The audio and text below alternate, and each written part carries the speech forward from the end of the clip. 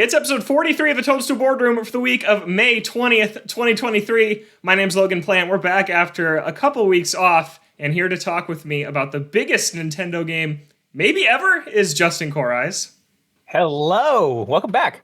Thanks, man. You too. It's been a while since we sat down and recorded. Dude, I have missed you both so much. I missed you too. We're going to miss Chris Shriver also because this is his last show for a while. Hi, Chris. Hi. Yeah. I'm just dubbing it as the foreseeable future. That basically just means I need to just like laser focus on getting my house ready. My wife we are expecting in July. I have 3 rooms to complete and a lot of work ahead of me. And every minute when I'm not working, I need to be focused on getting those areas done. Pretty good excuse, to be fair. Yeah. Mm-hmm. But you'll be back at some point, hopefully. Yeah, I'll be down back. The line. Yeah, I can't deal with the pressure.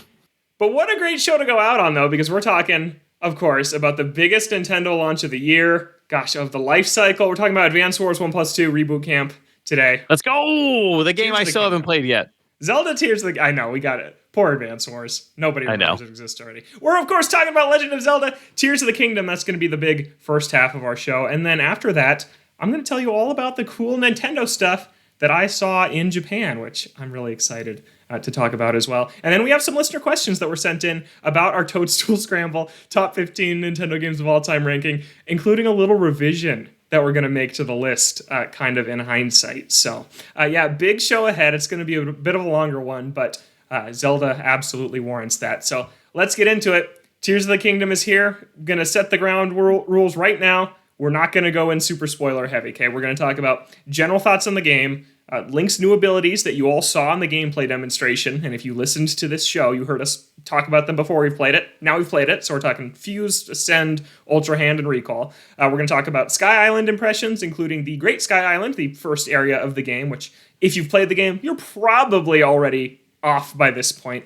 We're going to talk about how different Hyrule feels from Breath of the Wild, since it is the same overworld map, and how it compares to that game in general, and if it's everything we hoped for. So we're going to talk about quite a few things with Tears of the Kingdom. So if you don't want to hear anything, you might not want to listen, but if you've played a good amount of this game, 5+ hours, I'd say, you're going to be pretty safe. Let's get into it. I'm going to start with Justin, who I know is extremely excited to talk this game. First off, let's not get into too specific, just kind of your baseline, how many hours have you played, and in general, what do you think? So I think I'm somewhere in that 10 to 20 mark. I've had some work stuff that's come up that I've unfortunately had to dedicate too much time to. Yeah. So I'd say I'm right around that point. I'd say I'm probably 3/4 focusing on the critical path for now. I want to get to just a certain point in that before I go like really crazy with going off the beaten path. Holy crap, this game. The amount of time I sit in stunned silence while playing this game is staggering. It's the sort of thing where I spend so much time when I'm not playing it thinking about it. And I go to work at my day job and I have all these different ideas in my head, things that I'm thinking about, or I for the first time ever actually took the time to set up to use the internal capture of my Switch. Because so many crazy things have happened, and I've seen so many amazing things. I've done so many amazing things. I have no idea what it must feel like to be a developer of an open world game right now, but it has to be devastating. Yeah, I know what you mean. That's this truly is an impressive game. It's a game that you could maybe say has been in development since Skyward Sword wrapped, because so much of it is Breath of the Wild and builds off what Breath of the Wild already did. And I love this game. I love it. I think it's going to be my favorite Zelda. There's a great chance it's going to be my favorite game of all time. Agreed. That's where I'm at with it. But so much of it is so Breath of the Wild, and I'm not going to get to specific spoilers, but the main quest is very Breath of the Wild in what it asks you to do, and the points it marks on your map. And the other main quest is also very similar to Breath of the Wild. It's hitting the same beats where, it instead of Breath of the Wild 2, it's Breath of the Wild version 2.0 almost, in a way, where it's like they just took this base game and just added a million things to it, and then it's had me wondering, like, man, is Breath of the Wild like obsolete after this game? Because it kind of feels like it. I can't imagine playing that again, personally, having played this game. So I've come on this show before and said that I look at Breath of the Wild and I think maybe this is the best game, right? There's tens of thousands of video games that exist, and like it's the best one. The degree by which I feel like Tears of the Kingdom is better than Breath of the Wild is enormous. Mm-hmm. And I don't see how they pulled it off. I don't know how it runs so well. I don't know how it looks so good. I don't know how it has all of these disparate systems that lets you do ridiculous things, and it's so stable. Witchcraft. It absolute witchcraft. You could say Switchcraft. There you go. There you go. All right, Chris. Hours, and what do you think so far? If I had to guess, not including, I probably played about 3 or 4 hours with my niece. We were in Virginia for one of our baby showers, and she had never played a Zelda game before, so that was cool. What a way to start! Oh, it was, yeah. I mean, it was almost like seeing Breath of the Wild again through fresh eyes. Because like while she's playing, like I was explaining everything to her and like how all these different mechanics work. She's only 6. But she was like really getting into it. And outside of that, it's probably about 8 to 10 hours. It's not a ton. Honestly, a lot of my time now is spent in the morning. I've been waking up and trying to grow my grass like on my lawn. I have a bunch of like dead dirt patches. Are you waking up to water it? Yeah, like I'm watering it. So like I'm waking up, I'm turning on the sprinkler, I make a cup of coffee, and then I sit at my desk and I have my drawer. I have a drawer full of amiibo, and it's every Zelda amiibo. So I sit here and I scan all the amiibo, and like I'm just daily amiibo scan. This is me at 30. Like this is the most. Like, this is exactly how it could have gone. I'm like, wow, house in the suburbs. I have it all. Yeah. So like right now I'm like just stocking up on all these items, and getting like all the different outfit pieces and everything. Mm-hmm. But outside of that, like there's, I've done enough of the main quest where like I have the paraglider again, which is cool. Cause like it does get to be a pain without that. I need to like visit the goddess statue and just get more hearts or get more of the wheel, because I'm like getting the areas where I'm like, all right, I can get it. I can do this. And then I try to do it and I can't, because I'm so used to how like jacked I was in Breath of the Wild. And I think I finally hit that point where like I can't get by with just like what they give you from the jump. I'm sure I could if I were smarter, but I'm not. And I think that's the craziest thing with this game is like, I was listening to the Nintendo podcast with the guy from Beat 'em Ups Wood, and he was talking about with the recall ability, you can, like, let's say you have a wooden plank, if you put it up into the air and let it drop, you can stand on it, do recall, and it basically becomes like a platforming thing for you to scale up. And when he said that, I was like, I feel like the dumbest person for not having thought of that. Get used to a lot of that. Yeah. But at the same time, like my big dumb brain will go into a dungeon and then say, oh, I got to get this ball across this lake or whatever. And I will just make a really long bridge or a really long quote unquote boat. And then I just pick up the ball and move it. And I'm like, sure. If you're going to play the little noise after I get to the end of it for that, like, great. I've got stories. Yeah. I think that's what I appreciate the most about this game is like, they're like, sure, there's like a specific path that like Nintendo wants you to follow, right? Mm-hmm. They want you to go about things a certain way, but I don't think there is. The fact that that's true.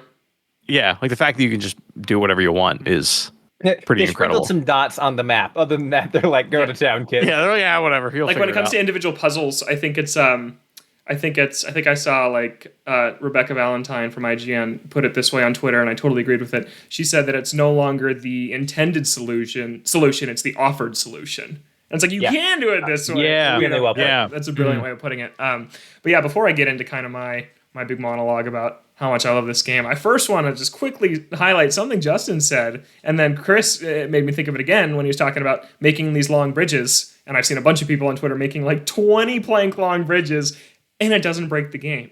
And when you look at Redfall, or when you look at Star Wars Jedi Survivor, which looks like an amazing game, but had some issues, technically speaking, still does on PC specifically, you look in Nintendo's house too. They're guilty of it too. They co-published Scarlet and Violet, which was an utter disaster. And then you look at this, which I'm going to plant my flag and say is just indisputably a more ambitious game in basically every way than these three other games. And it runs like it does, and you can do this crazy stuff, and it doesn't break. It chugs a little sometimes during the Ultra Hand segments, but for the most part, like, it runs like a dream. Like, how many years of development of this were just QA? Like, I can't even imagine. Right. It's unbelievable. We were talking about that. We've been talking about that at work. Like the amount of there are there are problems that like we have to solve like every day at my job that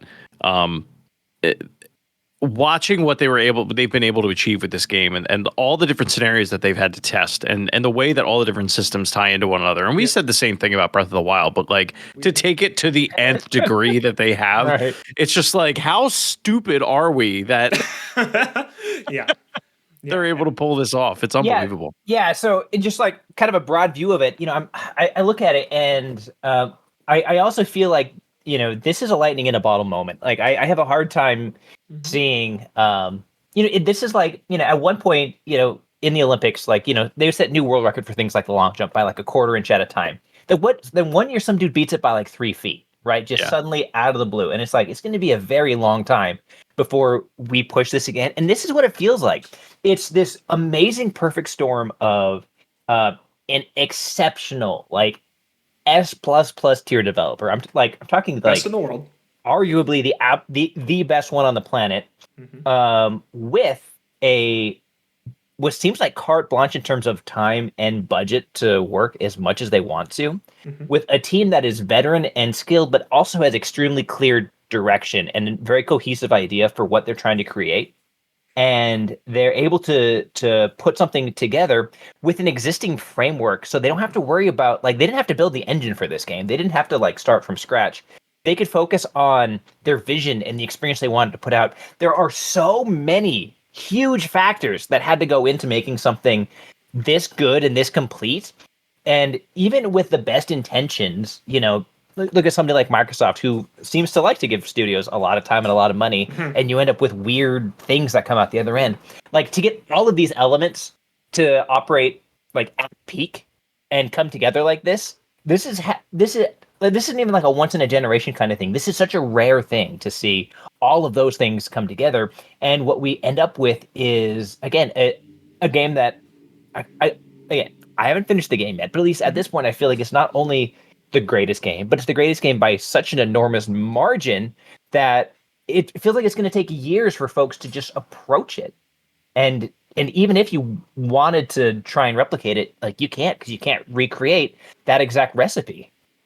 I gotta ask, the Zelda team would have a hard time replicating it, because I don't think they're going to do a third game in this world. I think they're going to and that's it. Like, so like they would have to like, because apparently Breath of the Wild was the game. Breath of the Wild was just the prologue. It was the ground zeros apparently, and we had no idea, and here we are. But Chris, I do wonder, like, well, so two things. I do wonder if they would, if this is going to be the new formula where like they have like the mainline game where it's like, okay, we built the framework, like it's revolutionary, whatever. However, that ends up shaking out, and then you iterate upon that. Because it's been very successful. The one thing I do want to ask, I feel like Justin will, and no offense, Logan, it's just you're younger than the two of us. Your back doesn't hurt as much as ours does. No, it really doesn't. Do you remember when Skyrim came out? Like, it kind of felt like this a little bit. Yeah. Like the way that people talked about the open world. And I mean, looking at that game now, like Skyrim has a a lititany of problems. It's like famous for that. But I feel like that's really like one of the last times, other than maybe Elden Ring. But I feel like that was Breath of the Wild was the other. Breath of the Wild. No, but I don't want to include Zelda. You know what I mean? Like I feel like from any other like AAA developer, I feel like Skyrim was that last moment of like this really like sets the bar for everybody else. I think the Elder Scrolls games can be a good call out there. The other one that comes to mind, honestly, is Grand Theft Auto 3. Like the only other time where I recall like the industry being turned on its head and being like, oh, I like this feels like this is how you do it now. Like when we said freedom, we did not know that this is what that word meant. Right. Like, we meant I can go left or right on my like 2-dimensional screen. And now I can just go wherever and do whatever. And I think that, again, like this is the sort of thing that it's not even a once in a generation thing. It's multiple generations before we see these like watershed type moments. And it's like you have to really like dig into the archives and go way back before you can find something that elicits that same type of feeling. Mm-hmm. Yes, I'll go on my little spiel about this game. I'm 45 hours in. I've played it for 45 hours in the last 6 days. And a lot of that was helped by a 24-hour long travel day back from Japan where I slept for like 4 hours and played the other 20. So that was like half my time. Logan. It's been a lot since then. I've been super jet lagged, which is never something I've really experienced before.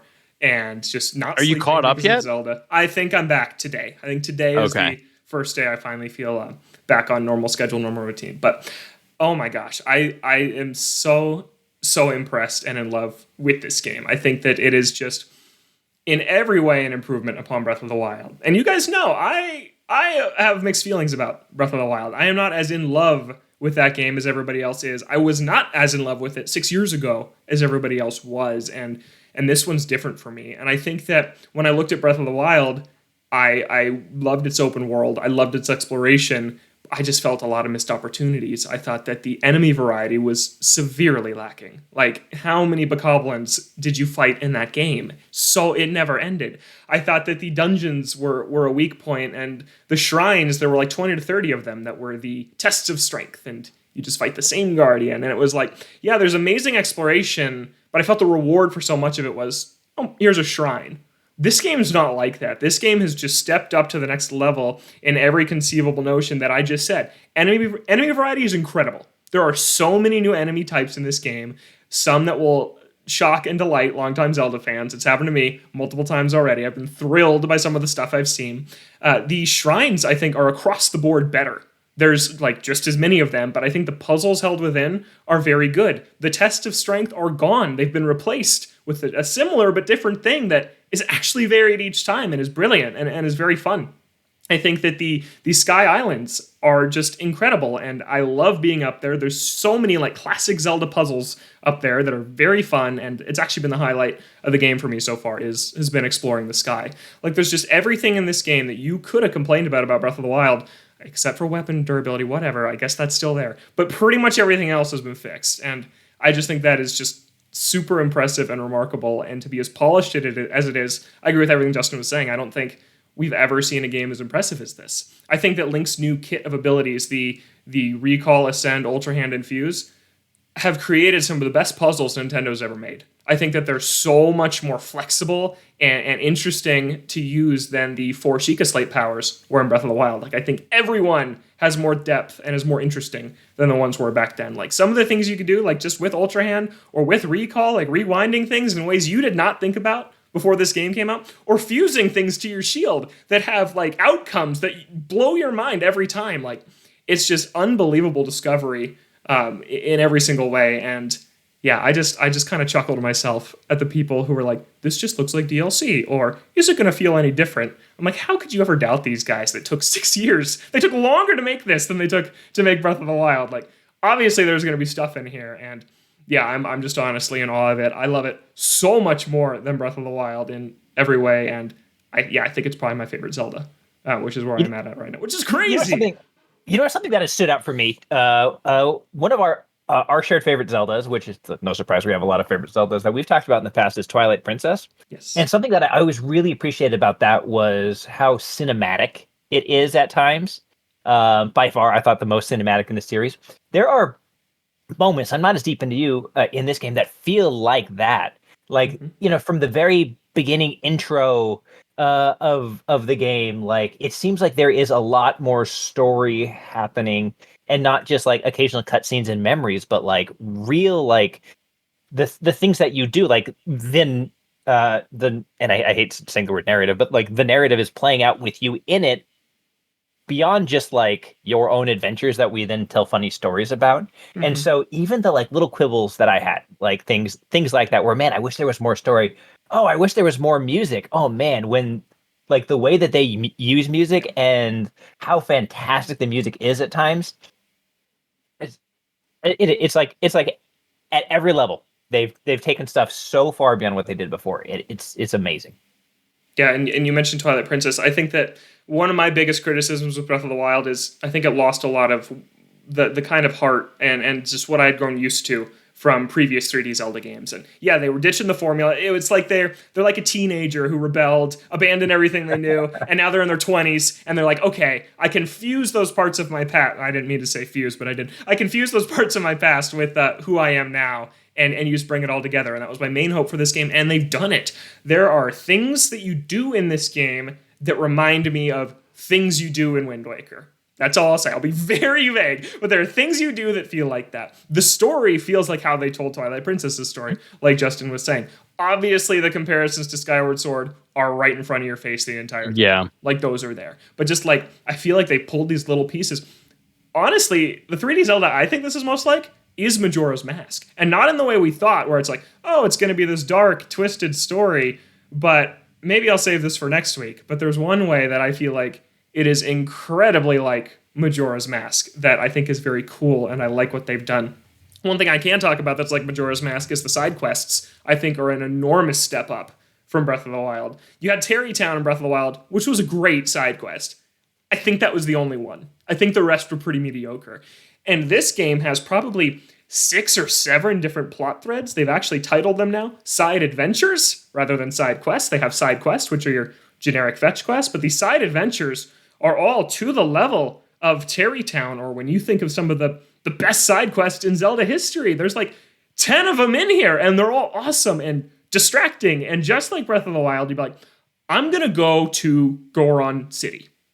And then 3 hours later, you're in freaking Gerudo Desert fighting something you've never seen before. And it's just, the other games can't do it. They're just not bold enough to just hand you the reins. Like Horizon, God, I cannot stand how those open world quests are designed in the first game that I played. Like, it's just another open world game too. This, Elden Ring did it too, but that game has different barriers in terms of difficulty. They don't make it as approachable as Zelda. Like, this is the only like mainstream open world game that's just like, do what you want. And they've done it twice in a row now. And it's just like, man, what are people going to take? Starting to think maybe it's not a fluke. Yeah, I think maybe those Nintendo guys know what they're doing. I think they're going to make it. You know what? That might be all right. Yeah. Yeah. Yeah, Chris, looked like you were going to say something when I was talking about Majora's Mask. No, just mainly that it seems like more. This game does a better job at. It'll present you with missions that you can kind of do in the order in which you choose. If you go into that adventure log, and Breath of the Wild had that, but I feel like it in this one, and I think it's like the exact same system. So I don't know why I feel like it's more focused. It might just be the way that pause menu is set up, because it is different. Yeah, it's a little different, yeah. Like the adventure log in Breath of the Wild is like just pretty much just text based, with the map. This one, they'll give you like a little picture and like, all that. But it does feel like if you don't have ADD, which it's hard to not when you play this game, because like you just stumble upon things the entire time you're trying to do anything. It does make it easier, I think, to stay focused on like, I just need to get to the dot. The problem is everything that happens along the way to the dot. Random thing that happened. Well, I know I'm rambling. I don't care. Random thing that happened before we signed on was 2 or 3 days ago, I was at a shrine scanning my amiibo, drinking my coffee, and I got Epona from the Twilight Princess one, I think it was. Mm-hmm. And I was like, great. played more. I've been to all sorts of places. I just went back to that same shrine, and she was still there, and I couldn't, and like I hadn't put her in abandoned her. I did, but I thought I was like, okay, I'll just scan it again later, and we'll survive. And still there. And then I'm like, great, I can register at a stable, and I'm good to go. But I did not know that definitely would not have happened in Breath of the Wild. Yeah, I don't think so. I don't know. There's a lot. I don't know, because then like sometimes you'll build something, you'll go in a shrine, come out, and it's gone. Yeah. Like I've had that happen. Yeah. I mean, there's at some point, I really hope they do another like big GDC talk or something where they actually talk about like what's behind the tech and like what determines if something persists and if it goes away, and which things are flipped by like blood moons, and like how they prioritize those things. And like, and I'm telling you, every developer is gonna want to watch that. It's like, you know, you look at like just your basic suite of powers, like that has to be like, imagine you're sitting in a conference room, right, with the like the leads of all the different like parts of the team, and you're like, all right, guys, here's what I want. What if we tracked every object for 30 seconds, just in case we wanted to rewind it at any point forever for this game? Yeah, forever. Yeah. Right. Yeah. Forever. Yeah. No, like not like one temple. Like it's just in charge of that is going to stand up, flip the table, and never come back. Yeah, but they did it, and that's just like one thing, and like that's a power that a lot of people like forget about. Yeah. Yeah, it's ridiculous. And it's one of my favorite powers. I think it's like very Zelda. If you know how to leverage it properly, I think it is the most impactful power. Yes, I agree. If you know how to use it. Yeah. So let me ask you guys this: like when I played Breath of the Wild, like admittedly, I really didn't use any of the powers that they gave you much at all, unless it was like, oh, I need a bomb, and now I have one.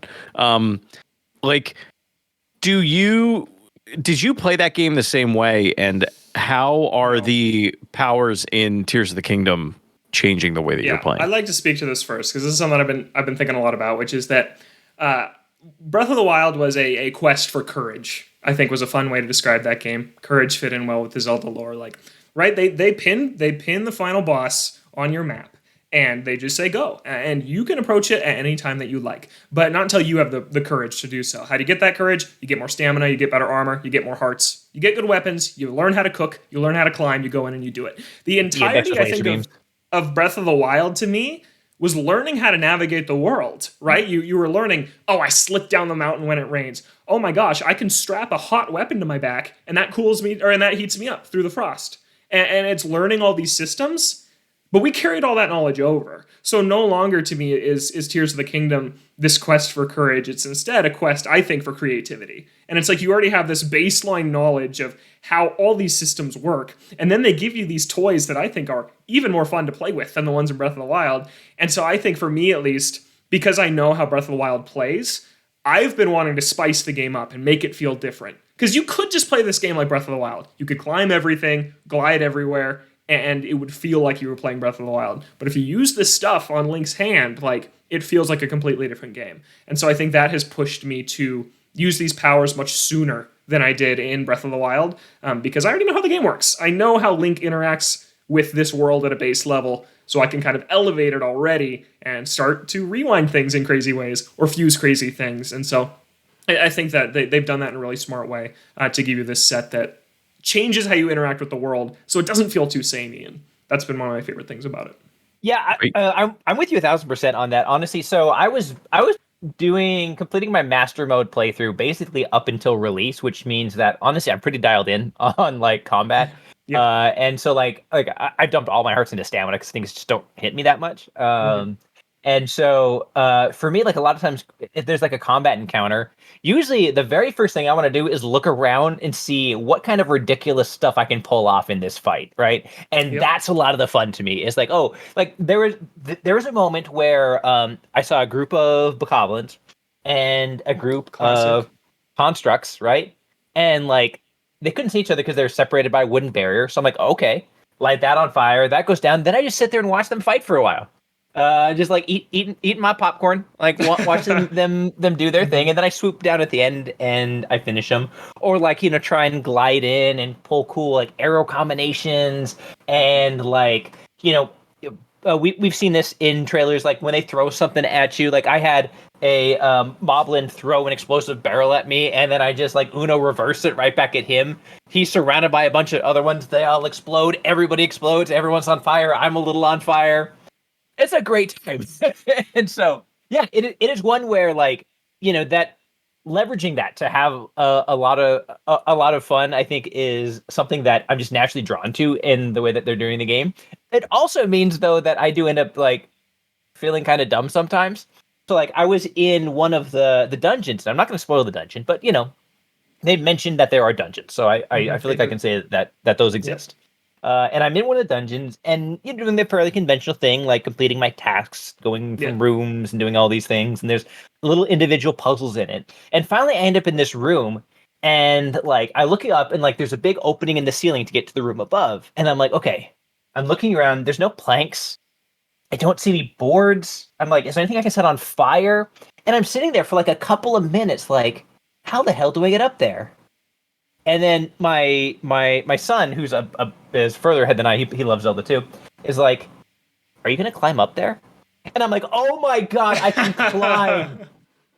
What is wrong with me? The basic skill, the baseline foundation of these games. Yeah, I'm like, okay, like if I stick this together, stick this, maybe I could throw that, and then I don't know, recall it, and then ascend it, and then backflip, and he's like, "No, just climb up the wall, dude." Over engineering. Oh my god! Occam's razor. Yeah, exactly. So yeah, and that's what I knew this was game of the year. Yeah. The other, you go, Chris. Oh, sorry. Go ahead. I was gonna switch topics real quick. I was just gonna say the other thing I think about already knowing how the world works and then playing with it in these fun new ways is a reason I'm liking it more than I initially liked Breath of the Wild. I think because like. I think Breath of the Wild gets really, really fun I think it's really, really fun at the beginning when you don't know anything. And then you kind of learn enough stuff. And then I think for me, it lost a little bit. Then I think it gets really, really fun again when you then push yourself to like innovate. And I think that Tears of the Kingdom, like I said, I'm pushing myself from the start and I'm taking my time and I'm letting myself get more distracted. I'm playing in pro mode. Highly recommend. It clears all UI. Please do. Everything. Even the hearts, which were still in pro mode in Breath of the Wild, the hearts only show up when you're in combat in Tears of the Kingdom. So when you're just gliding around the gorgeous Sky Islands, it is just nothing. And I love that. So I think that it's pushed me to be more creative and be more willing to explore in these things that, it's just really clicking for me this time. But Chris, go ahead. You were going to say something.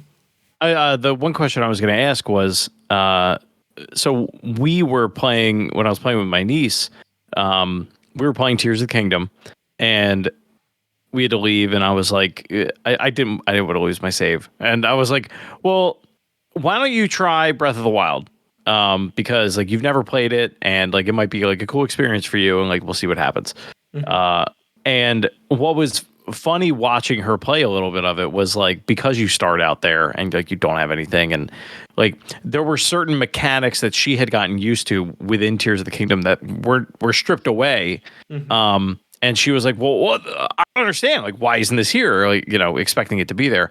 And it really got me thinking, like, is other than the story and if you have the time, like, is it really necessary for anyone to play Breath of the Wild at this point? Or do you think, like, they should just jump right into Tears of the Kingdom? I think if I were a kid that age, mm-hmm. I would say, like, if you're really that into it, like, definitely play Breath of the Wild and experience that's your heart's content, then like you have all the time in the world when you're a kid. You know what I mean? Like, why not do it?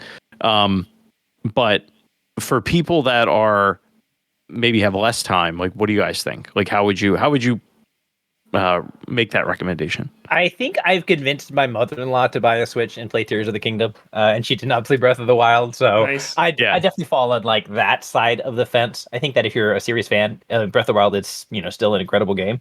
I think that again, just in terms of like how far this pushes things, I think that you would be it's still a great time. I think that you would be putting a lot of hours between yourself and something that is like truly remarkable, especially when it's part of the cultural zeitgeist. So I would jump right into it. Yeah, but if you're as invested in it as we are, I would say, and you haven't played Breath of the Wild, just skip, just skip ahead.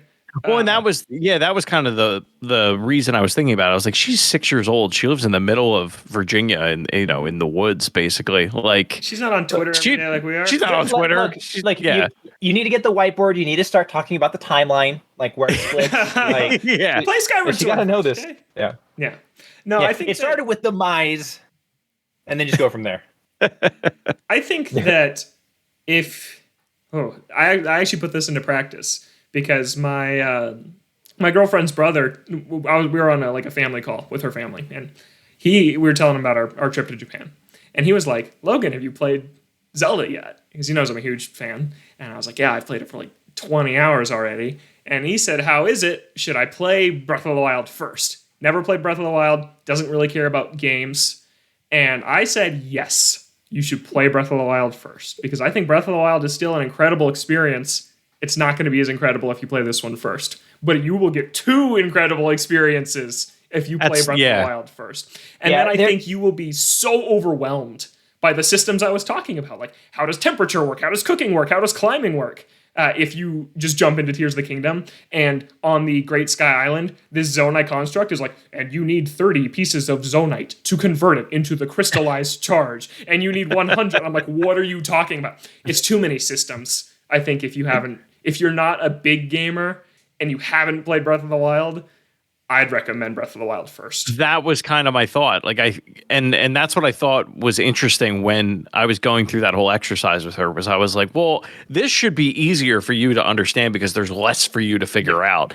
And yet she was like, where do I get a stick? Where do I get a shield? Yeah, honestly, I think especially the fusion and God hand mechanics, I think that they're really intuitive. I think that you could take somebody who has. I'm sorry, you've called it God hand a couple times. Did I? Oh, I'm sorry. Yeah, I'm just throwing it out. Where's that coming from? Please correct me. Is it from the game God Hand? Ultra Hand. I don't know. Okay. God Hand. Yeah, exactly. That's what I wish I was playing. But I do think everybody gets Legos, right? I think that, hey, you can grab objects and stick them together. I don't know that you need 100 hours of training to be ready to go in and do that. Yeah. And you mentioned Zonite charges. You don't really need to interface with that if you don't want to. I mean, I think that, if you go online, you'll see some amazing constructs. People are making Gundams, and they're making Korok torture devices, and they're making giant robots that are not safe for work. And you can do those things if you want to learn deeply behind those things. Yeah. I'm willing to bet that 99% of all constructions are just hot glue gunning a couple of things together and throwing it out there. What works? The bare minimum of what works. Yeah. Yeah, and I don't think you need a Zelda university degree in order to do that. Yeah, that was kind of the secondary. I think my main point was that Breath of the Wild is not going to look nearly as impressive if you play it second. So that was the main. Was my main point. I will say I was thinking about this earlier today because I was listening to a podcast. They're kind of talking about a similar topic. I think I expect there are still replays of Breath of the Wild in my future. I think that the near post-apocalypse timeline, the quieter, more sparse, more mysterious world, I think is different enough and has a lot of appeal. And thematically, that game is so much about reconstructing the past. And, basically, the game is on the precipice of finishing, and you're building everything before that, if that makes any sense. Yeah. Whereas, so far, my experience with Tears of the Kingdom is that everything is about you pressing forward and, what comes next, and getting, redacted together and, assembling all of these things, right? Mm-hmm. And so, even though, they obviously share, extremely common DNA. I think the way that they play and the way they are thematically and just the way the worlds are constructed are different enough that they're honestly really different experiences. And I don't think that one makes the other worse or takes away the things that it does well. Because frankly, the things that Tears of the Kingdom does amazing are just completely different things from what Breath of the Wild was doing, which is part of why it blows my mind so much. It's interesting because it is different things, but it's almost like they have the same result. It does things in an extremely different way, but the end result, I feel in both games, you find yourself saying, "I can't believe that worked," or your jaw just drops. But it's very different things. In in Breath of the Wild, it was like this little like, oh, you chained together your weapons and they all shocked and the current carried through. And now that seems like 101 to us compared to what people are doing. Like now you would have fused them all together and put them on a robot that's spinning them and just runs flailing at your enemies. I also will say, spoiler light here, there have been moments where I'll just say I have been rewarded for things I remembered that were important in Breath of the Wild. There are places I've gone to, the game did not tell me to go, where I went there because I'm like, that was an important place in Breath of the Wild. I go there, and something has happened. And nobody told me to go there. I just knew, because I had played that previous game. That's been a very cool experience. It's something that Nintendo's not really been able to mess with before, except in A Link Between Worlds. They've done it there, because that's the same thing, just 20 years apart. But yeah, they were able to do it a lot more here, because I think they kind of expected that most people coming to this will have played the previous one. So that's been a cool experience. Dude, doing a direct sequel every now and then is freaking great. Yes, they never do it. I wish they would do that more. Do it. Yeah, and like that was a big part of my excitement for that game. For this game was exactly that. Is like, hey, like what's going on with this place now? Like, what's happened here in this spot in this? Like I don't want to spoil anything. Like in these places, like I go to certain towns or villages that you spent a lot of time in before, and like part of what I want to do is just catch up on like everybody's lives and what people are doing, and people's lives have progressed. Mm-hmm. People have taken on like new roles, and like life has advanced, and like towns that were really important to you in the past, like you check them out and it's like, oh geez, this is what's happening now. And there's one place in particular I haven't been yet. I wonder if it might be the place that you're talking about that I've been sort of intentionally like saving until I go there. And I think I'm going to do it after my current main story quest, because it's kind of on the right side of the world. Where is it? If you haven't been, you can say it. If it's just somewhere you know from Breath of the Wild, where is it? Okay. I want to go to Link's house. Okay.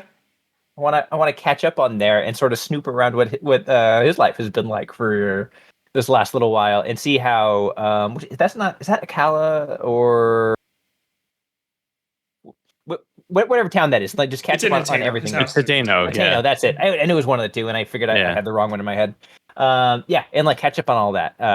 So like that's been like at the top of mind.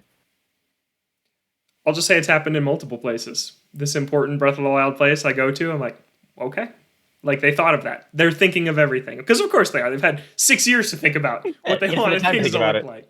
Yep. Yeah. What? So, do you guys have a favorite like ability like combination that you've worked, or like construction that you've put together? Because like that's so much of what I feel like you realize a few hours in is that like it's not like Breath of the Wild where like you make a bomb and it's a bomb. It's like, all right, I'm gonna use this with this, and now here's this like ultra contraption I've assembled. Yeah, I actually posted one of mine on Twitter, which Chris watched and then said, I feel like I just learned so much in 30 seconds or something like that. I was just like, teach me. It was that like, Doctor Strange moment. All right, tell us about it. I thought I was going to be really bad at the building, but really it's pretty intuitive. I think after the first few times you do it, I was at first worried like, oh gosh, these controls are not good. But I've gotten very used to them, and I no longer have that criticism. I didn't realize at first until somebody pointed out to me that you can remove stuff after you've super glued them. So I had a number of like partially done constructions that I then abandoned because you're like, get it out of here. Yeah. So what I did was I was in this shrine, which is a very famous shrine on Twitter. People are calling it the Tony Hawk Shrine because it's just a bunch of grind rails, and it's like, what the heck do you do? And so I get to the last area of this, which is the biggest challenge. Basically, the shrines which I think are great across the board, by the way. I've done 50 of them. I'm not tired of them. I was tired after like 30 or 40 in Breath of the Wild. I love them in this game because of the puzzle tool set.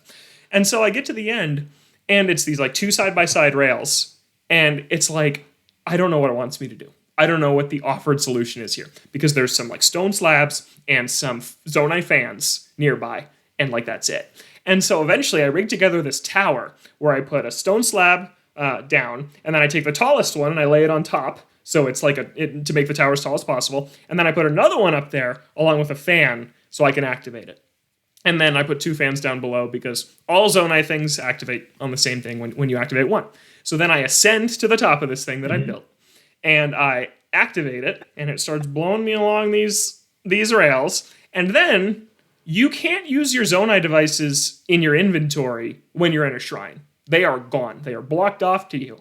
But I am obsessed with, minor spoilers for a Zonai device, the spring. I'm obsessed with the spring. The spring. Oh my god, that because spring you can is great. attach it to your shield and trigger a shield surf and then just boing launch into the air. And so I did that when my really tall contraption was about to fall off the track, and then I just glide to the end of the rail and get to the finish. And it was like, I don't know what the heck they wanted me to do, but that was like my biggest. It was like so far. It was legitimately one of the coolest things I've ever seen someone do in a video game. Like, and it's not nearly as cool as what some other people are doing. Well, and I forget, like, because there's certain things I forget that you can do. It's been so long since we played Breath of the Wild, and like we had all those moments of like, oh, that's right, you can skate on or shield surf.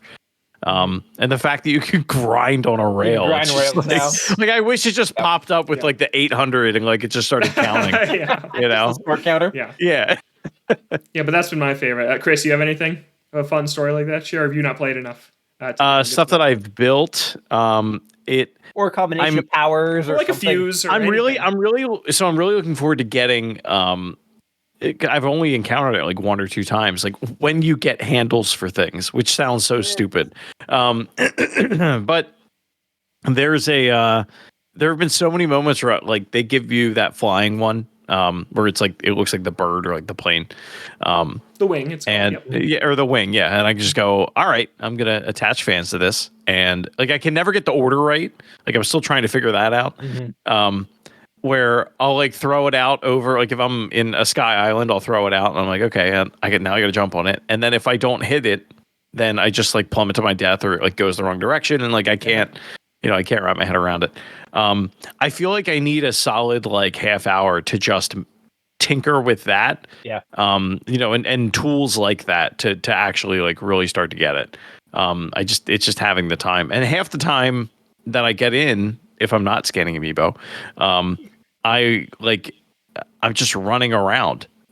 I'm playing it similarly to how I played Breath of the Wild, and I feel like that's probably not the best use of my time. Like I'll pass by stables with parts on them, and I'm just like, okay, and then I don't even bother. Like I need to get into building more than I have been. How about you, Justin? What's the best thing you built? Yeah, boy, I've had a couple of great moments. I shared a funny clip on Twitter of me ascending up to the top of a talus to hit the big crystal thing, and then accidentally hitting the B button and dropping instead, and just taking a fist right to the face and being killed instantly. But so one of my favorite combinations I found is using Alter Hand and Recall and alternating them. So like I was in a shrine, and I forget the name of it, but the offered solution is you take these shapes and you rotate them in a certain way and pass them through these openings to get to the other side. Yep. So I'm working on those. I do the first part of it. Cool. And I'm always looking for the hidden chest. And then I find the hidden chest, and like I find some boxes. And I'm like, okay, I'm gonna just try to do something. I'm gonna have some fun here because the box is a little bit elevated. And I realized that like anytime you use Alter Hand to raise something, there's a ceiling, there's a height limit. But then I realized, okay, well, if I raise something and then lower it and then use Recall, it's gonna go back up to that height. So if I ride it like an elevator, but Alter Hand another box on the way up, I can now raise that even higher. And because that raised all the way from the ground, now I have an even higher elevator. And you can chain these together to get ridiculous heights, just like these ever ascending like elevators of boxes. So I use that to get ridiculously high, and I grabbed that little object that you're supposed to like twist and turn and keyhole through it, and I just yeet it right over the fence. That's so great, and I saw you do that. Yep, and I just clipped that last little bit of it.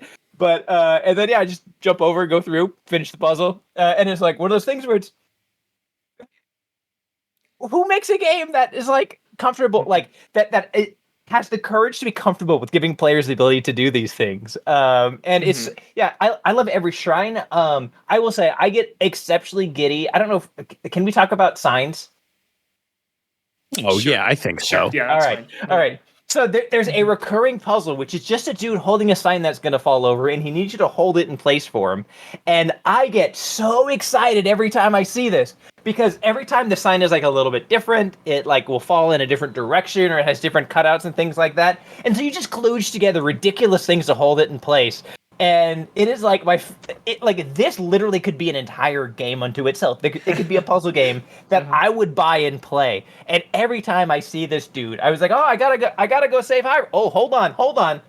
Gotta help my homie with the sign real quick. Honestly, I feel like I've spent the majority of my time doing just that. Like I will run around to different areas and I'm like, there he is. There he is. My funny story with that one is that it took me an embarrassing number of times to realize that wasn't just like a bit and that you could actually interact with him. I was because I ran into him the first time and I'm like, try letting go. And I'm like, Link's just being a jerk, like having this guy drop his sign. And then I see him the second time and I'm doing something else so I don't think about it. And then I see him the third time and right next to him I see one of the like construction kits like that they drop on. I'm like, I am the dumbest player in the world. How did I not realize that? But now I did. I mean, to be fair, they don't me forgetting to climb. Yeah. I mean, they don't like tell you explicitly like do this. It should be just more like, hey, put 2 and 2 together and incredible. Yeah. But it's funny because you're trying to think on such a high level of how to interact with the sword. Like when Justin forgot to climb that thing, it's just it just passes you by. It just and part of it too is like But there's also parts of the game where like are legitimately goofy. Like I ran into and I love it. I don't know. Well, I ran into a group of researchers that were dressed a certain way that that I haven't seen that. Like they're just super serious about it.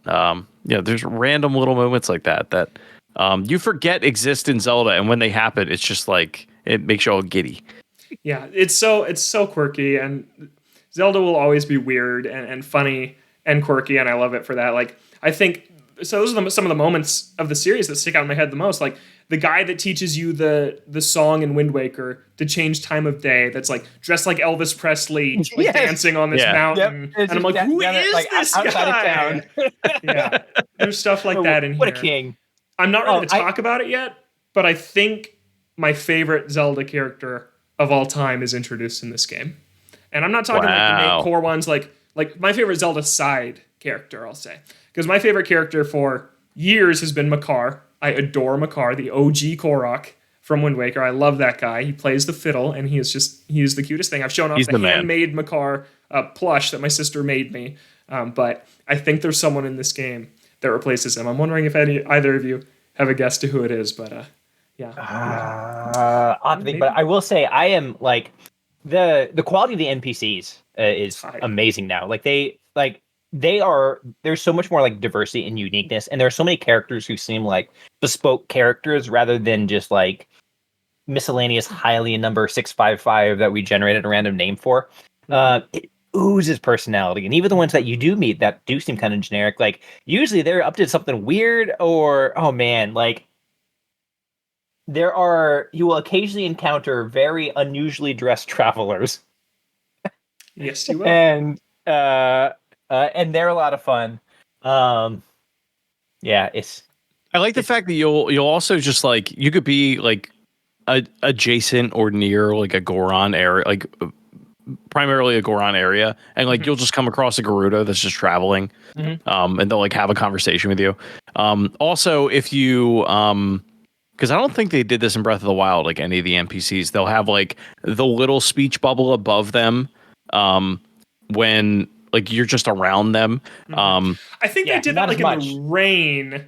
Like a little. Is that what it was? There would be little things you would pick up, but now it is so much more. It's like full text. I get kind of that like almost Elder Scrolls style where it feels like everybody has a life that they are living. Yeah. Whether you're there to see it or not. Yeah. And the fact that they pull it off, and that there's still me's that were translated into NPCs is fantastic. Yeah. I tweeted this out. I wish it had gained a little more attention because I think it's a really smart inspiration Nintendo's taken for this game. 4 years ago, there was an interview with Aonuma who said, yeah, a lot of our developers are playing Red Dead Redemption 2. And they said, and they're inspired by it. And I was like, what the heck is that going to mean?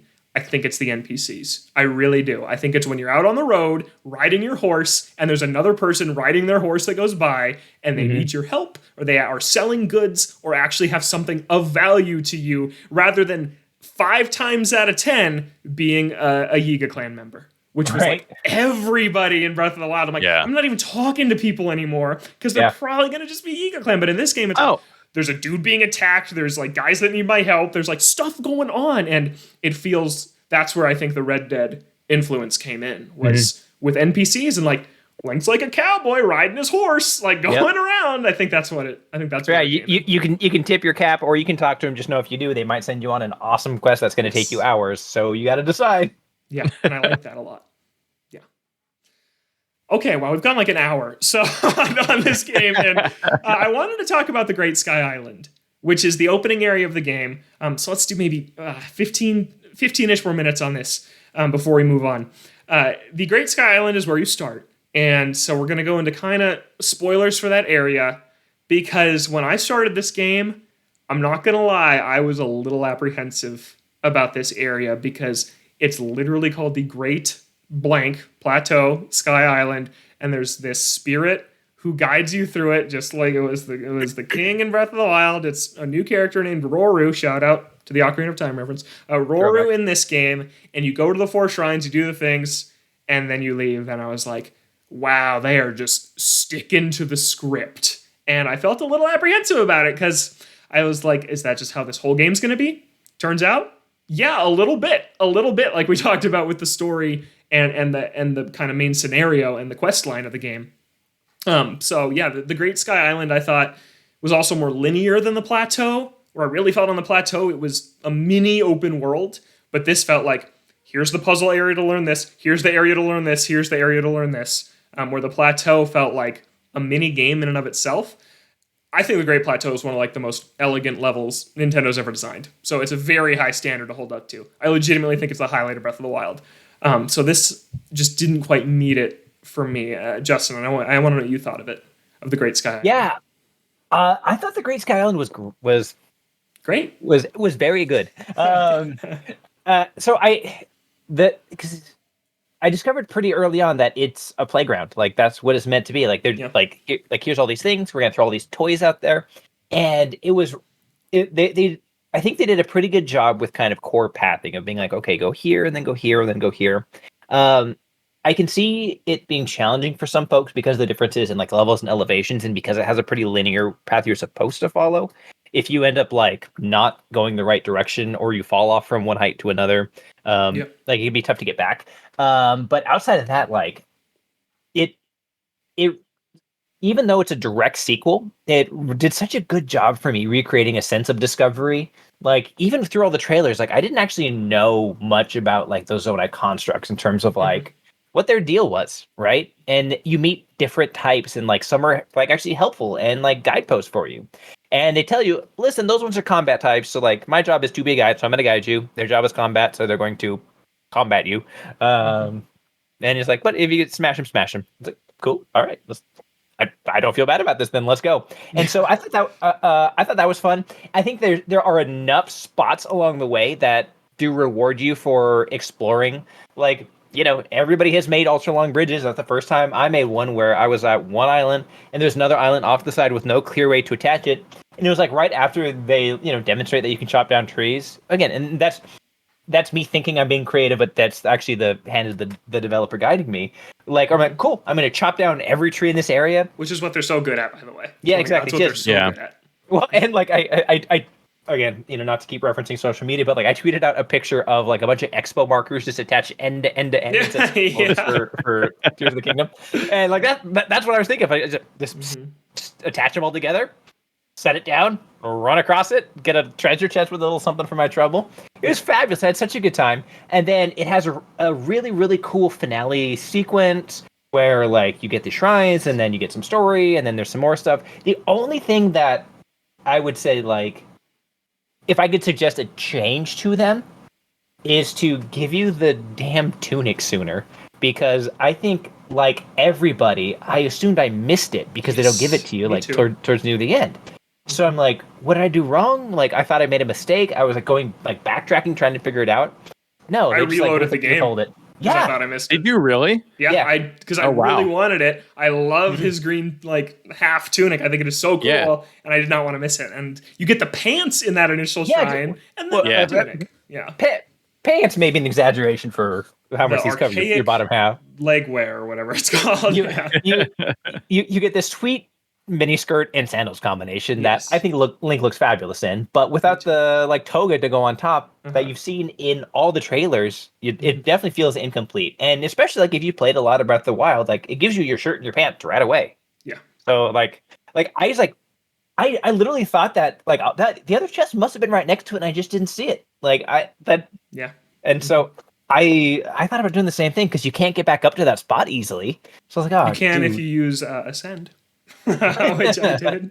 Well, we were still early. Yeah. I had to figure out how everything works, and so that I think is the one miss with the area. But other than that, I thought it was really fun. How about you, Chris? I feel like it did a really good job at reintroducing you to some of the mechanics that were in Breath of the Wild, especially the cold and everything like that. Hey, this is you are going to encounter weather and you have to be prepared for that. Here's how you do it. Here's your spicy fruit. And they tell you how to cook and all that good stuff. I did appreciate that because it is such a core mechanic, just of the way Breath of the Wild worked, and obviously how this one has to work. I was of the same camp as you, Logan. I mean, granted, I was also I was playing it in the car on the way to Virginia. And I was part of me was this is not how I wanted to experience the beginning of this game, but I digress. It was a little, I thought the intro sequence was really, really cool. The way they, set up the whole story and everything. And then once you get to the Raru stuff, and it's okay, there's 4 corners, and I got to go to each one, and I got to do the thing. But it does do a very good job at introducing you to each of those. I think it's very necessary. It introduces you to each of those mechanics one at a time. It gives you just enough tools to be able to learn how they work without getting overwhelmed while you're wrapping your head around, okay, how do I manipulate these objects with the controls? Because they are a little funky. I really, like you said earlier, I didn't like them at all. As far as turning objects and I always think I can turn it a certain way when it's at a specific angle, and it's no, I got to turn it all the way around and blah, blah, blah. And eventually you get the hang of it. But it, no, I think it does a good job at setting up how the rest of this game is going to be structured, and how dependent upon these tools and abilities the adventure is going to be. It did feel weird that if you fall off the Sky Islands, you can't just go to Hyrule, and I get why they do that, but I kept just wanting to jump and they wouldn't let me. Yeah, same deal with the Great Plateau though. You didn't have the glider yet, so you couldn't hop off the side. Yeah, and you didn't have the glider yet, so you were gonna just splat on the ground. But can I say though, the moment where you do get to make the leap, oh my god, and the logo comes in, it's amazing. Oh my god, yes, it's so good. Good. Shook me to my core. It was it hit me so hard, and I was I felt emotional watching that. I was so in it at that point. Yeah. No, there's one more thing I want to ask about the Great Sky Island, because I don't want to spoil this. But have you guys both seen a returning enemy that was on the Sky Island and inhabits caves around Hyrule from past Zelda games? Sounds like Chris hasn't seen it. I have encountered an enemy in a cave from a past Zelda game. I don't know if it's the same one. They gave me something for it. Then I think you have. Yeah. Okay. I have a guess of which one you're talking about. Is it much more terrifying now than it used to be? It is much more terrifying. Yeah. Oh, yes. I don't think we're talking about the same thing. Then never mind. We are. And oh god, do I hate these things. What are you talking about, Chris? I Have you gotten... So the tiptoe dance you have to do when you're talking about this game. Have you gotten the ability? I don't think this is that spoilery. Okay. It's an ability that you get, so I'll just say it. Have you gotten the ability to save a creation that you make? Yes. Okay, that's who I'm thinking of. Oh no, in a just the caves in this game? The caves? Oh, in the beginning? Yeah, in the beginning. Oh, I'm sorry. Yeah, it's all right. I don't know who you're talking about then. Okay. Well, yeah, there's a returning enemy that I really like from past Could I go back games. to those caves? They're in pretty much every cave. They're in pretty much every cave in the overworld. There's almost always one in there. They are shockingly terrifying. Yeah. Chris is so confused. That's not the one I'm thinking of. But okay. That too. Oh, that too. Yeah, that too. Okay, well, just forget it. I feel like I should just say it because it's not that big of a deal, and we're hyping it up. But I won't spoil this enemy for Chris. I do want to ask, because it was one of those moments that, and again, like this is more of I'll say it's a tip, in that Sky Island area. Did you guys find a shrine from using the recall ability shortly after getting the recall ability in the Sky Islands? I don't remember. No. So if There's another shrine up there? There's a shrine up there. If when you get recall, there is it's like two sets of it looks like a plus sign that are spinning. It's like in a cave area, and I looked at it and I was like, wait a minute. And if you hit reverse on it, you can jump on it and then go to the next one, and then go to this hidden area, and there's a shrine in there. Yeah, what you're describing sounds like a shrine that is actually right above where you kind of start that area. It is kind of there. Close to where you get your little mini skirt. Oh, okay. Yeah. That's how I got to it, and I felt like the smartest person on the planet. That's what this game does. Makes you feel like the smartest person alive. I got to it in a really stupid way. I'm sure there was a door that I could have just gone through. No, you did it the right way, because you can only get it once you get recall. Okay. I did it some stupid way where I went back to the Shrine of Awakening, and then I found a place I could glitch ascend, and then I just ascended and popped right up by it. Nice. That's how I did it. Yeah, I adore Ascend. I think it is so much fun. I have one more dumb question, and then I'm out of dumb questions. Okay. Where do I go? Where's the goddess statue? Because I don't remember and I haven't Googled it. I need to get more hearts. Which one? There's one. Any of them. Literally any of them. On the Sky Island. On the Great Sky Island. Is it in the temple? Yes. Okay. Yeah, if you've been down in the ground, go find any town. Mm-hmm. Oh, really? Every town has one too, yeah. Yeah, every town's got one. Mm-hmm. Oh, okay. Yeah. I just got to Justin, anything else you want to say about this game? Yes, there is.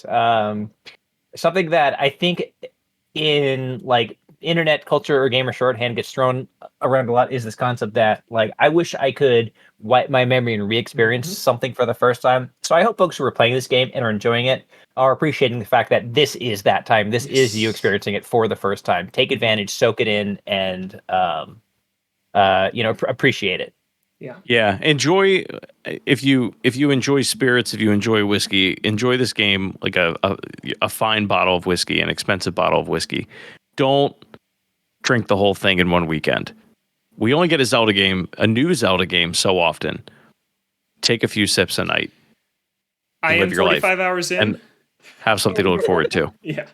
Logan is not that person. I am. No, I am. I am taking my time incredibly. I'm just taking a lot of my time. But no, I'm crawling through the main story. Yeah. I'm just exploring everything, doing all the side quests. I don't think I'm going to be ready to beat this game until I'm well over 100 hours in. No, I'm soaking it in because new Zelda is better than new anything else, and I'm making it last. Yeah, it's outstanding. I'm glad you guys are loving it too. Gosh, I just can't stop thinking about it. I had a dream about this game 2 nights ago. I was dreaming. That's how you know a game's good. Yeah. I can't stop thinking about it. Well, we're going to talk about it more next week and the week after and the week after, I'm sure. True fact. Yeah, so if we didn't get to say everything we wanted to, there will be plenty more time, but I'm prepared to say this should be our new number 1 on our best Nintendo games of all time list. I'm ready to make that change. We need to finish it and let it sit for a while, but right now that's how I'm feeling. So I think it is Nintendo's finest achievement as of right now, which is pretty dang awesome. It's really cool that we're in that moment right now, because when Breath of the Wild came out, I didn't have that many friends that were super into games. I think I've said this before. More of my friends were like my sports friends, like we watch Mariners and stuff. And so now I'm surrounded by people that I write about games every day. I get to talk to you guys about games every week, and it's really fun to be living in this moment for this game that I felt like I missed a little bit the last time around. So yeah. Well, I think a large part of it is Nintendo was in such a down slump at that time, and now it's like so many people have Switches. Like even people that normally wouldn't play video games. It's almost like that Wii era type of hype again. Yeah, the final sales numbers for this game, which has already crossed 10 million, it could be absurd. Yeah, ridiculous. Fastest Nintendo selling Nintendo game basically ever, along with Scarlet and Violet. But yeah, 10 million in 3 days, which is pretty awesome. So yeah, congrats to them. Huge win, and can't wait to talk about this for, gosh, at least the next month, probably all year. We'll be talking about forever. This game. Yeah, exactly. You guys get physical or digital? Yes. Both. Yes. Digital and the collector's edition? Oh, there it is. Yes. There it is. Okay, cool. Attaboy. Tribe's coming through. Yep. This is a nice segue, because if you're watching the video version on YouTube, search Toadstool Boardroom. I am holding my physical copy, which is in Japanese. Hey. Yeah. So that's a great transition to Photoshop. My trip to Japan, which was incredible. It was absolutely amazing. Here on the show, I'm only going to really be talking about the Nintendo focused parts of it, obviously. But yeah, I was gone for 3 weeks, and I miss it. I do miss it a lot. It was an absolute blast. Actually, the guy that you build the signs for, you hold up the signs for, he gives you like rice balls. And we had rice balls for breakfast pretty much every morning in Japan. And I was like, oh my gosh, I do them so I can get the rice ball, so I can just look at the picture of this rice ball he gave me and be like, man, I wish I was eating my rice ball right now. But yeah, it was awesome. And I did a ton of Nintendo related things. I guess I'll start with the Nintendo Tokyo and Osaka stores. Because, wait, I'm sorry. I had this beautiful segue. I forgot to read our listener email about Zelda. So let me rewind. Let me recall and go back to talk about this. Thank you. Thanks for the sound effect. Yeah, because we got an email from Tim. He put in like 3 little bullet points. toadstoolboardroom@gmail.com if you want to send your own. He put in 3 bullet points where he said, if these are too spoilery, don't read them out loud. And yeah, they're a little too spoilery for what we're doing today. So maybe next week, I think we'll be able to read out what you said. But I can still read what Tim wrote first and last. He says, man, oh man, Tears of the Kingdom. I'm still quite early into the game, and I'm blown away by how unfamiliar everything seems, despite it being the same Hyrule. Even once you hit the surface, you can tell they were quite intentional with how they, nice word choice, I'm going to talk more about that later, about how they placed enemies, settlements, and underground locations to show you the rules have changed this time around, and you can't play this game like Breath of the Wild. I think you can, I just don't think it's as fun as what you can play this game like. Yeah. And then Tim gave us the 3 bullet points that I'm not going to read, and then Tim writes, bonus, I still have no idea where to get my glider. So when I first met Impa and she took me up in her balloon, I was forced to dismantle the balloon from where we were, causing her to very gently shout for help. Side note, kudos to the dev team for recognizing that might happen. You can't dismantle her hot air balloon again once it's grounded afterwards. I can't wait to see what else this game has in store for me. Can't wait to hear about your impressions and experiences too. So yeah, that's funny. Anuma and team are just running laps around everybody else at this point. Yeah. Yeah. I actually I had a similar moment where I used recall to get up to a sky island before I had the glider, and then I had no way to get down, and I used my abilities to get down in a very fun way. It took me like 11 deaths, but I did it. And it was awesome. Yeah. So pro tip to anybody playing for the first time, stick to the main story until you at least get the glider. Yes. Yeah. Yeah, don't go roaming too far.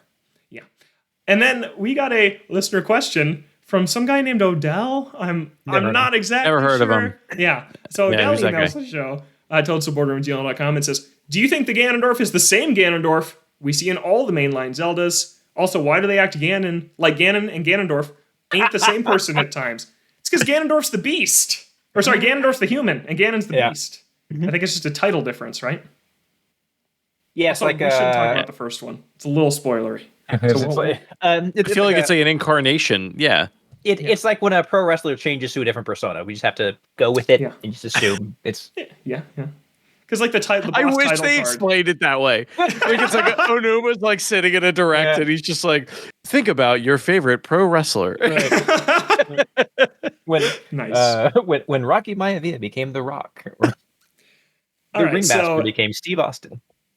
Thanks for sending those in. Send in more Zelda stories. We'll read more, and we'll kind of like let the floodgates open a little more with our own stories, I think, as we get further from launch. Today was just kind of general. It's a weekend. I know a lot of you out there have not been able to play as much as me. So please, I beg you, though, send us in your stories, because I want to read every one. Oh, of them. yeah. And videos, definitely tweet them at us. Absolutely. Yeah. Yes. Tweet. If you got great videos, tweet them at Toadstool Boardroom. At Toadstool BR. At Toadstool BR. Please let us see those. Yeah. I'd really love to see those. Because that is, I think, a lot of the fun of this game. And a lot of the stories aren't super spoilery, because the nature of this game, like Breath of the Wild, it's writing your own tale. And I love that about it. I love that we can sit here and talk for over an hour and not spoil anything for each other, because it's just all so different. It's just very That is one last final thought on this. When we were talking about like getting into this game and like how we were going to be avoiding spoilers and everything, I feel like I've been doing a disservice to myself by actively avoiding the internet as much as I possibly can, like to an extent, like because it's that balance. Where, like you don't want to be spoiled, but you want to see what people are doing. Yeah, it's like I can't figure this out. I'm too stupid. And like guys, spoilers for that time that Link tried to put a bomb arrow together when he was in a hot cavern and blew himself up. Nice. Yeah, very good. Okay, sorry, I got to put the lid on Zelda. Yep. We'll move on. Yep. Back to Japan. I was talking about my time at I was going to start here with the Tokyo and the Osaka Nintendo stores, which in America we only have Nintendo New York, which I've never been to. So this was my first experience going to like a flagship Nintendo store, and dang, that they're so cool. They are so very cool. They have enormous statues of Link, Isabelle, Mario, and Inkling, which, they're the core four. Telling you right now, best Nintendo right now. And then they have a little Pikmin section too, because Miyamoto loves his Pikmin, so of course they have to have that in there. But just all of like the kind of internally like Nintendo EPD stuff is what's here. Like there's not any Pokemon because they're right by the Pokemon centers. There's a little bit of Kirby, but barely any, because there's some official Kirby stores elsewhere in Tokyo. So it's those four franchises.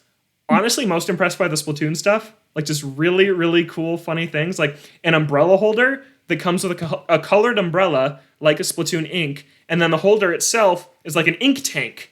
So when the umbrella's in it, it looks like a full ink tank, and then when you take it out, it looks like an empty ink tank, and it like goes. That's really cool. It's like that's just so like, I personally wouldn't like wear that, but it's cool. It's cute to see at this store.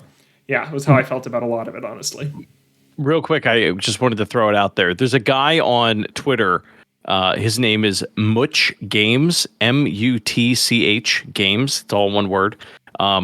His job is he makes the statues for Nintendo. He's like friends with me on Twitter. So he'll post like, and he has like all this crazy stuff that like molds and stuff that he'll make in his house. But some of the like pictures and things that he'll post, like if there's a new statue at the Nintendo store in New York or Osaka or whatever, like he's the guy that makes it. So like the one of Link, the Tears of the Kingdom Link? Like he made that. Oh my gosh. Yeah, like he literally made that. That is amazing. That's a must follow. He's a really nice guy. Cool shout. Yeah, that's cool. Yeah, but the statues are very cool. I, of course, got my picture with the Link statue. And actually, that's the main thing that I bought at this store. You bought the Link statue? I bought a little replica of the Link statue. And I really like this one because I'm showing it on camera right now if you're watching the video version. But this is like a design of Link, mostly Twilight Princess, but not really. It looked very Twilight Princess from any game. It's like his Smash 4 design, which was like mostly Twilight Princess, but kind of original.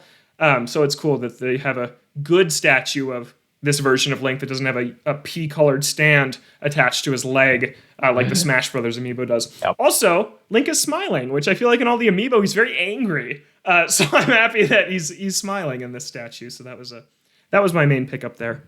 I also pre-ordered my copy of Zelda, and I tried to pre-order 2, and they said for my friend who was coming to Japan like a couple weeks later, and they were like, "Nope, if we find out you pre-ordered 2, we will cancel both your pre-orders." I was like, "Okay." All right, I'll only pre-order the one. Couldn't he just go and get one? Yeah, I'll get to that. I'll talk about that now. I went back to this Tokyo store on the last day of my trip to pick up the game. It was a zoo. It was a madhouse in there. It was a 30-minute wait to get in the store. You had to go up to a guy and get a ticket, and then it had a time on it that you would come back, like a theme park. And you would come back and show them the ticket, and they'd let you in. But I had the pre-order slip, so I got on this line of like 4 people, and I went up and got my copy instantly.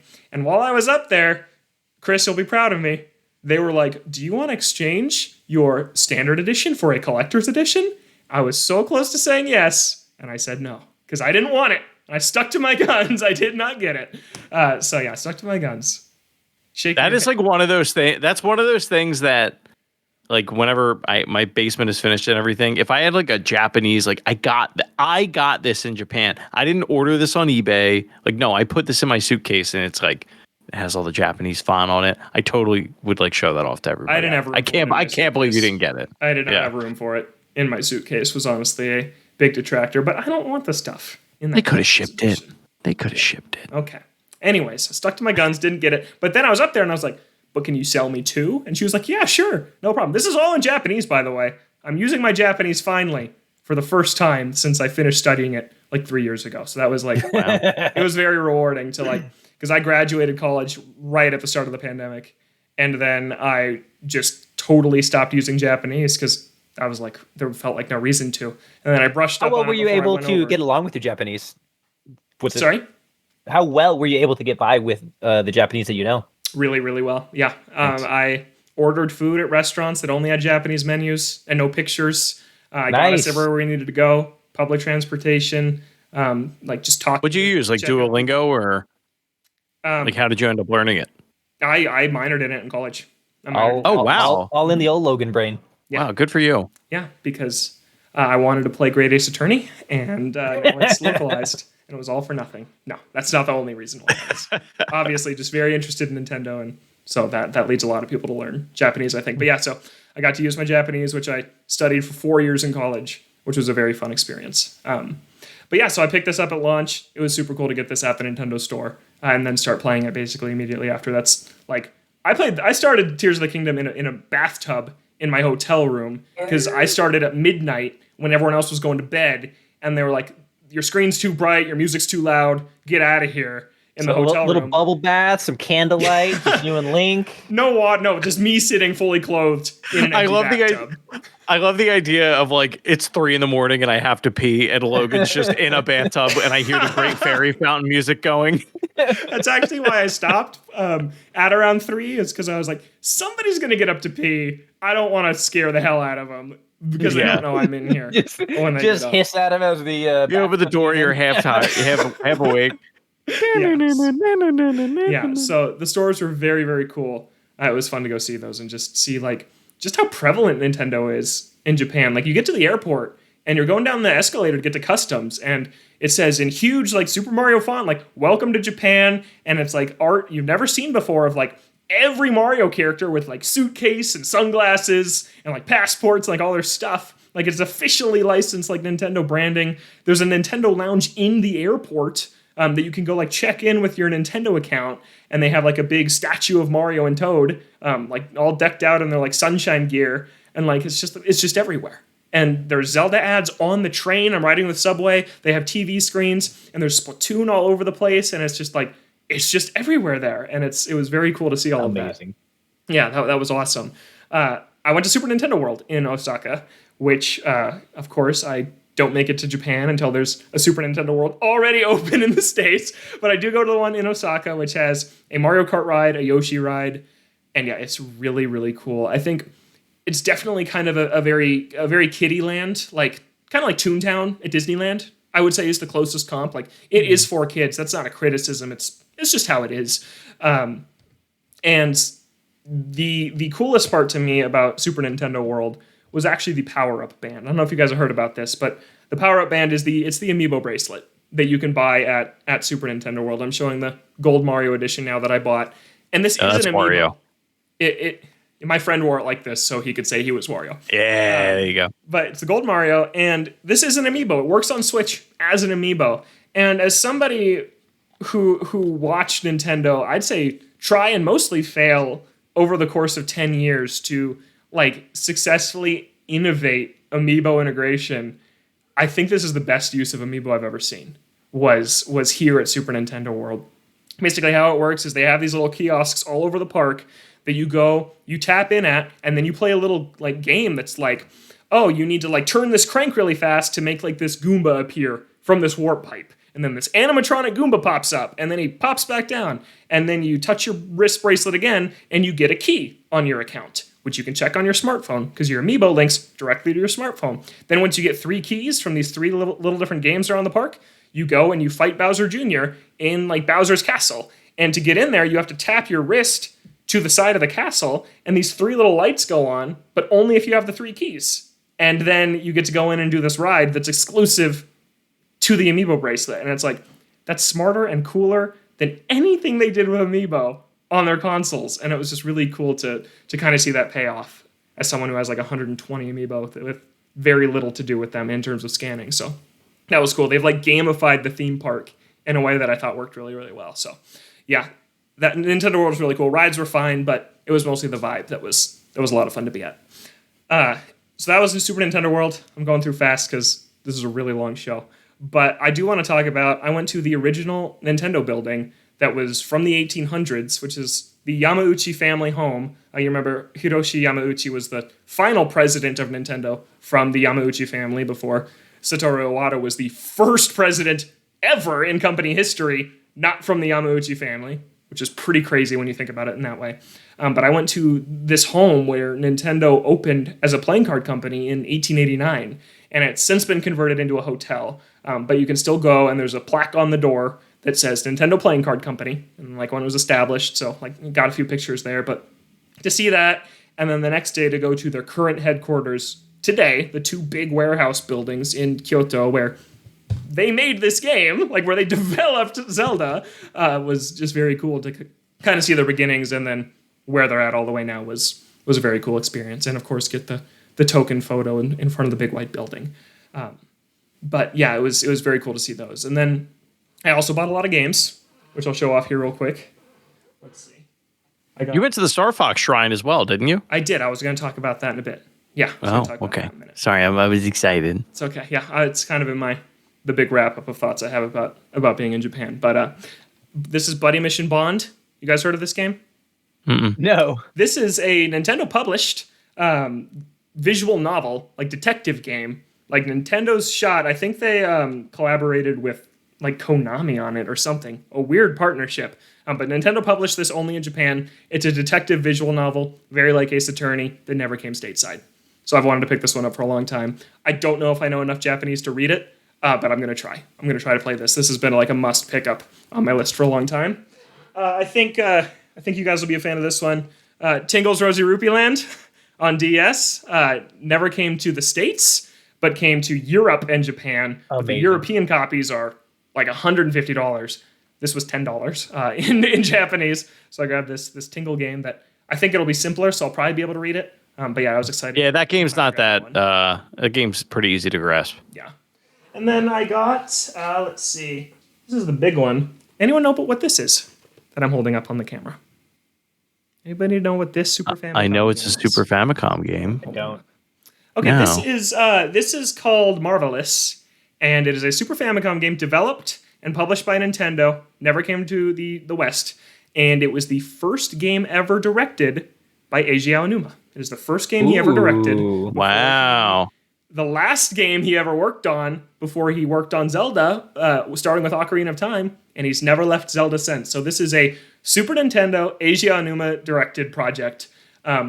You're basically swapping between these 3 characters, these 3 kids on the front, to solve puzzles in a like Link to the Past, like Secret of Mana, like overworld, and it's like about 3 kids on like summer camp.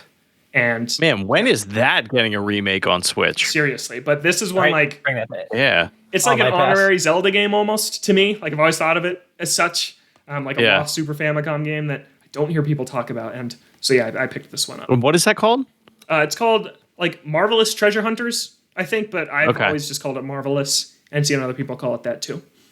But yeah, and it's in just pristine condition. Like man, everything in Japan it is just clean and organized, and everybody is so nice. And you land back in LAX, and you're like, it's just so like. Why do I live here? Yeah, a little bit.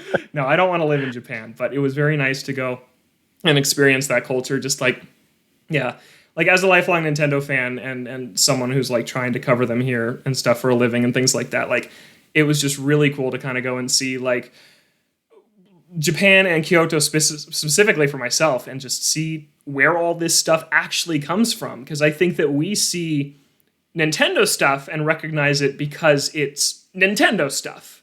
And like we see Zelda and Mario and Pikmin and Animal Crossing, and it's very Nintendo, and it's not really reflected in things that we see every day. But then when you go to Japan, it is stuff you see every day. And I think that that's just like very, very cool. Like seeing like gardens that look like what Pikmin looks like, or seeing forests that you can imagine like Miyamoto running around and thinking what eventually would become The Legend of Zelda.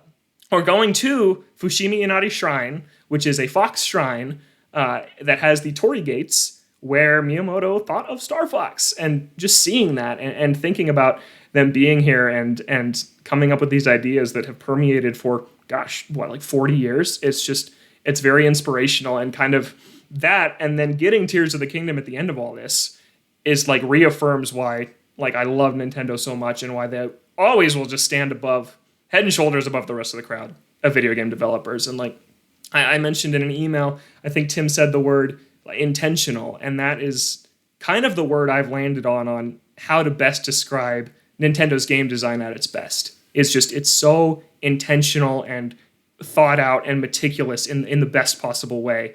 And you can really feel that just permeating through, I think, a lot of the culture in Japan. Just even the way like the public transportation works. It is so on time, organized, scheduled, efficient. And I just feel that way about a lot of things with Nintendo. So yeah, it was just really cool to be there, and then to be at the original building and see where they are now, and just think about how like Nintendo's always adapted to the times. Like they were a playing card company. They made toys. They made electronic toys before pretty much anybody else. And then that medium that evolved into video games, they've redefined themselves like, I don't know, 4 or 5 times, like on their own. Like, I think they get a lot of flack for like, oh, it's always Mario, it's always Zelda. But they, I think, have pushed this medium forward more than anyone else. And it was just really cool to go and see those origins. And yeah, it was inspiring. The Nintendo part of my trip was very inspiring. And I was having a lot of those thoughts that I was excited to share with you guys.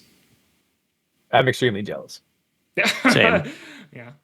Yeah, you definitely got to make it over at some point if you can. Because we are allegedly, potentially going in January. Okay. Jess has her best friend from childhood is getting married. Well, she is married, but they're having their wedding beginning of January. I don't know how I'm gonna make it through that country, but because I do not speak Japanese. I think if you stick to the big cities, you'll be fine. Yeah, and I mean she'll be with us for a lot of the time, so yeah. But we may have a baby with us, so that'll be interesting. Oh boy. Yeah. That's a long plane ride. A long plane ride. Yeah. Other really random thing. I saw it and I thought it was cute. My nephew was going to bed, and my brother texted me. He said, "This is the lineup. We're going to bed." That's awesome. That's awesome. He's got like every Mario character in the bed amazing. There. Yeah. All right. Any other thoughts to share before we wrap up? We have some listener questions. Thanks for sending in those emails. But we got to go. If you're watching the video version, you can tell I'm very warm. It's like 80 degrees in my apartment. So I got to cut this thing off. And Justin's got a Madden playoff game that he's got to get to. So anything else you guys want to add before we call it a show?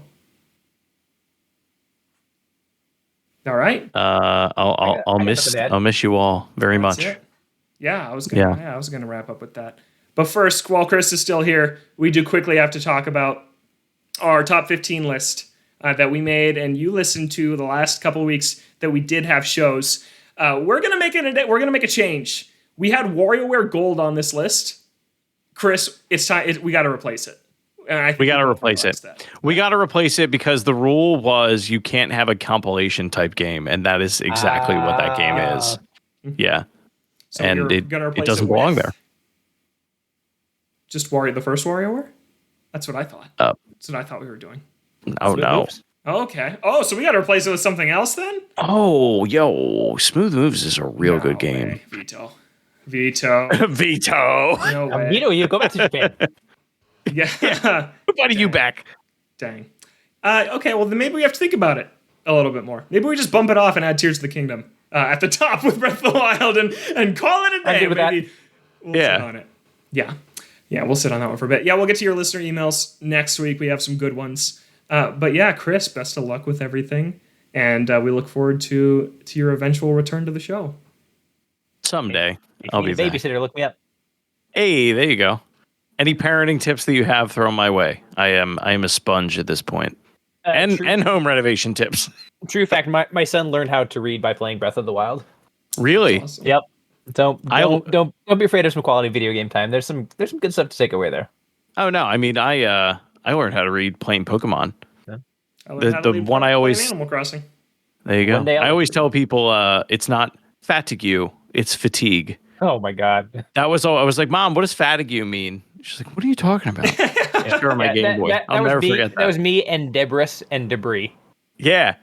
Yep. All right. Well, that's going to do it for a very long episode of Toadstool Boardroom, but our first new one in a while. So Justified. New Zelda Day. Honestly, the people listening to this are probably playing Zelda anyway, so they're probably happy that they have this much for their... Exactly. They have a rotisserie of Koroks going. Yes. Oh, actually, last thing, I did get this little Korok keychain. Cutie. Yeah, there you go. There was a lottery at the Nintendo store where you could pay $7 for a chance to get like one of like 8 tiers of prizes, and the top tier prize was like a replica of the Broken Master Sword, like on a statue, like on a pedestal. Super cool. But I got the bottom tier, the literal worst one, so the most common one, which was a Korok keychain. But I actually really like Koroks, so I was happy with that. But yeah, it's cute. Yeah, lots of good Zelda stuff. And these guys. I did get these guys too. Did you buy those separate? I got them on eBay. This is the Zelda OLED Joy-Con. Oh, okay. I got them on eBay. For a little bit marked up than normal Joy-Con, but it's okay. Cheaper than a Switch. Have you seen the D-brand skin that you can buy? Yeah, I'm not a fan. Yeah, I just think the name of it's funny. It's like Plagiarism of the Kingdom or something. Oh, that's funny. Yeah, it's pretty funny. That's funny. Yeah, and also one of the best amiibo that they've made. One of the best. Yes. I love That's a good looking amiibo. Yeah. All right, but we got to go. That's it. Another episode of the Toadstool Boardroom in the books. We're here usually every Thursdays. This time on Saturday, we delayed, so all three of us could be together for this show. But yeah, noon Pacific on Spotify, Apple Podcast, wherever you listen to your show. Find us on Twitter at ToadstoolBR. Send us an email, toadstoolboardroom@gmail.com. While Chris is not on the show, you can find him online at Drives93. And you can find all of Justin's awesome Zelda videos that he's posting at. Yeah, watch me get smashed by Talus at KOREIS on Twitter. And you can follow me on Twitter at Logan J Plant. That's it for us. Thanks so much for listening. Have a great week. We'll catch you next time right here in the Toadstool Boardroom.